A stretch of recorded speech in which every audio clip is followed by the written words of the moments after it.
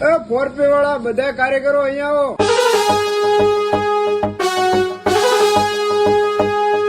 બોલો ને। જો ભાઈ હવે દિવાળી મહિનો આવી ગયો છે, બધાને 500 હીરા બનાવવાના। 500 હીરા ભાઈ નહીં બને, બરોબર? કેમ ભાઈ તમે આખો વર્ષ 350 હીરા 300 હીરા આપ્યા છે અને હવે દિવાળી મહિનો આવ્યો એટલે હવે કે 500 હીરા એમ થોડા 500 હીરા બની જાય। તમે એમ આખી નાઈટ મહેનત કરવી ને તો 400 હીરા એના દર્શન, તમે 500 ની વાત કરો, નહીં બને। એ મારે કાંઈ નથી જોવાનું, મારે 500 હીરા જોઈએ। તો ભાઈ ઈ નહીં બને અને તમે 500 હીરા બનાવવાની વાત કરો છો।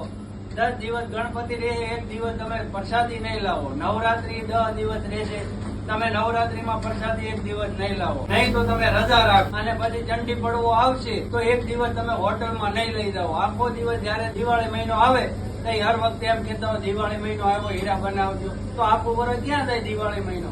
અમારે તો હર વખતે દિવાળી મહિનો જ હોય છે અને પાછી દિવાળી આવશે એટલે વેકેશન પડશે એટલે તમે એમ નહીં આપો કે ભાઈ હાલો 1000 રૂપિયા 1500 રૂપિયા કે ભાઈ આખું વર્ષ કારીગરે કામ કરીને આપ્યું છે તો હાલો બોનસ પેટે આપ। તમારે એ નથી આપવું, જયારે જાઓ ત્યારે દિવાળી મહિનો તો આખું વર્ષ તમે ક્યાં જાઓ છો? અને તમે અમારા જેમ કારીગર જ છો એટલે કારીગર આમો રહો, શેઠ તમને કઈ આપી નથી દેવાના, બરોબર?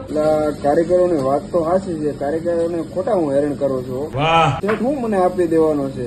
4P વાળા તમારાથી જેટલા હીરા બને ને એટલા બનાવજો, કોઈ બળ કરતા નહીં, આરામથી કામ કરો। 4P નો મેનેજર બોલે મેરી જાન।